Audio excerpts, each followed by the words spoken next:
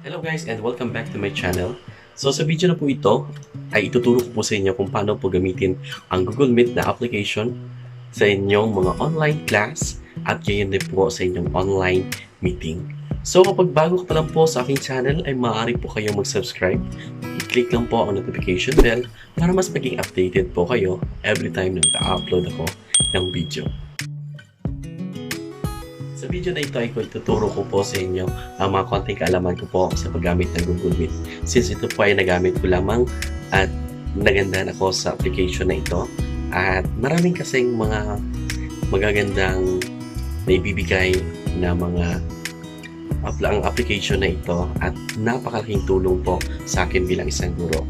At sana'y maging kapulutan po rin ito ng aral at marinig din itong magamit sa inyong mga online class at sa inyong online meeting. So, isa po sa mga naging dahilan kung bakit ko po ginamit yung Google Meet dahil nung una po ay gumagamit po ako ng Messenger or yung group chat ng mga estudyante. At kadalasan po ay magkakaroon pa kami ng meeting ay limitado lamang po ito sa 8 participants. So, 8 participants lang po yung dapat na makapasok doon. So, yung iba, example, I have a student na more than 20. So, hindi sila makakapasok sa meeting or sa class ko or sa online class or orientation dahil 8 lang. Then, isa rin ginamit ko na apps ay ang tatawag natin Zoom. Ang disadvantage sa po ng Zoom, hindi naman sa dahil you need to subscribe. And ang subscription po ng Zoom ay hindi po basta-basta. So you need to get money from your pocket to subscribe. And kapag hindi ka nakapag-subscribe, magagamit mo rin po naman.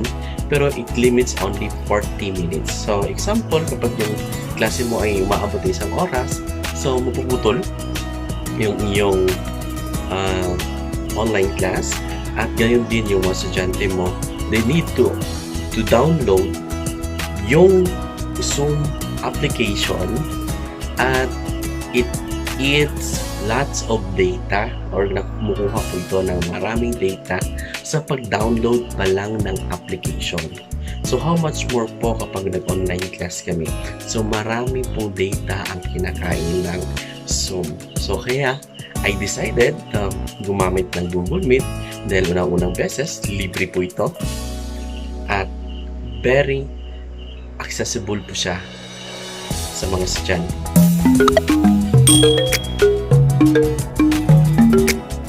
So we will start po. So kapag mayroon na po kayong Gmail account, ay mag-login po kayo sa inyong Gmail account.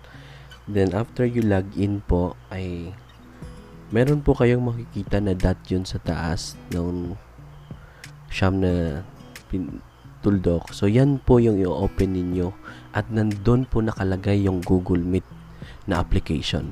Pero kapag wala ka pa pong application ay maaari nyo po itong i-download using Google Apps or sa desktop din ninyo pwede nyo siyang i-download. So ito po yung mauunan ninyong makikita kapag mag-open kayo ng tinatawag nating Google Meet. So meron po tayong enter a code link kung mayroon na po kayong link na available. Example, may meeting na in-send sa inyo, pwede nyo dyan ilagay. And automatic po, kapag nalagay nyo yung link, pwede na po kayong mag-join sa meeting na papasukan ninyo. So kung wala po, you are going to have a new meeting, get a meeting link to share. So example, may link ka na dyan, pwede mo po i-share. Instant meeting po. Magsa-start ka ng instant meeting. At the last one is yung schedule of Google Calendar. Example po is meron po kayong class next week. So, pwede nyo po i-schedule ngayon pa lang ang inyong Google na Meet na meeting. So, what you're going to do is to click lang po yung schedule Google Calendar and automatic po i-direct ka niya sa schedule. So, yan po yung lalabas. Add title. So, ano po ba ang title ng class ninyo or seminar or webinar? So example po sa akin sa class ko is Special Topics in Education, BE-Ed and S-Ed 4 class po. Okay. So lagyan nyo lang po ng title. Then don't forget po na lagyan din po ng time or date kung kailan nyo po siya ikakandak yung class. So, example sa akin is September 7 and meron po yung time kung kailan kayo magsa-start ng meeting. So, example, hanapin natin is 1:15 p.m. So, 1:15 po ng hapon magsa-start. Then, automatic meron po siyang 1 hour. Pero, pwede nyo po yan lagyan pa ng mas habaan pa po yung oras. Example, 8 hours yung klase nyo. So, ikaw bahala.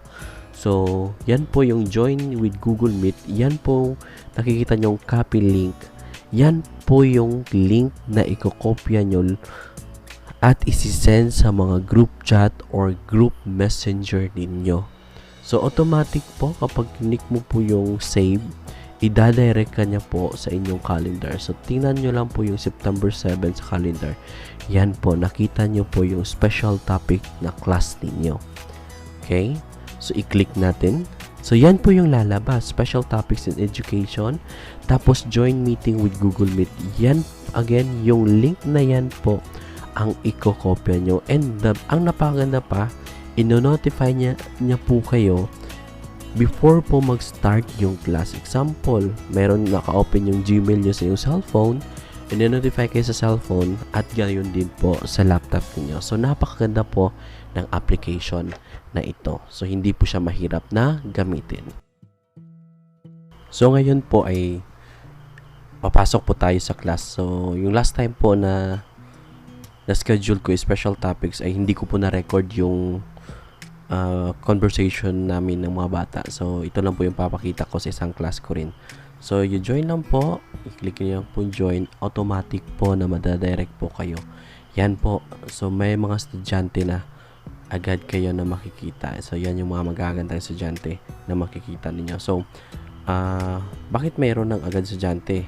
So, kasi ginamit ko po yung yung cellphone ko po para sa class. So, nakapag-login na po ako kanina. So, tinry ko lang po na i-login siya using po sa laptop ko para ma-record ko po yung mga ganap. So, ang maganda po dito is makikita mo lahat ng mga estudyante mo. Example, mayroon kang 100 students. Makikita mo po sila lahat sa isang view lang po, sa isang screen. So, automatic po yan po. Yung sa laptop ko yan yung gamit ko. So, napaka-blurred pa. Malap yan.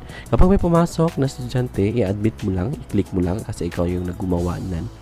So, i-admit mo lang at papasok na sila. Yan. No, yung mga estudyante. So, best thing po dito ay pwede ka rin mag-chat sa kanila while you are recording. So, pwede mo po silang i-chat. So, dalamat feel na class ko po. So, yan po yung setup ng camera. So, I join again.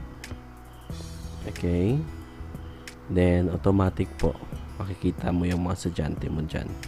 So, napaganda po dahil yung estudyante mo ay hindi na masyadong malaki yung data na gagamitin nila.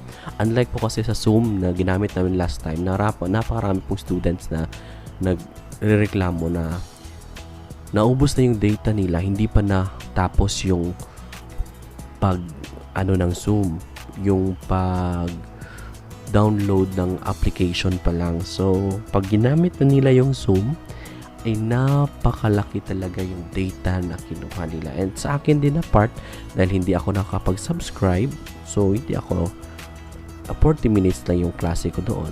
So, maganda rin dito, pwede ka rin slide share or yung screen mo po, pwede mo po siyang i-share sa kanila. Example, may mga PowerPoint presentation ikaw. So, you can share your PowerPoint presentation to your class by clicking the present now. So, you select lang po. So, example, yan po. So, nakikita nyo po sa taas. Meron din akong dyan sa taas.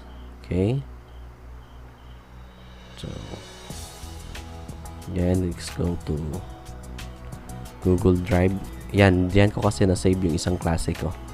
So, isi-save ko siya sa Google Drive example. O, yung i-present ko na PowerPoint ay na-save ko po sa Google Drive ko. So, yung Google Drive naman po is para po siyang USB pero nasa po siya sa form ng application ng Google pa rin. So, napakaganda po ay pwede po kayong makapag-save more than I think more than 15 gig po yung limit sa pagsisave. So, example, yan po, isi-share ko siya. Okay, hanapin lang natin. I-download ko na lang para makapag-ano siya. Okay. So, yan. So, with that po, ay pwede ko na po siyang ma-share. Okay.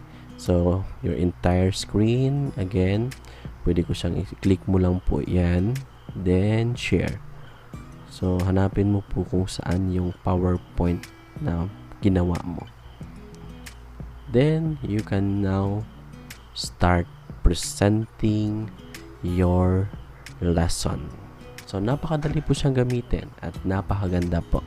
At wala po siyang putol na time o unlike sa Zoom na 40 minutes as I said, mapuputol po siya agad-agad. So, after that, pwede nyo po siyang stop sharing yung video ninyo.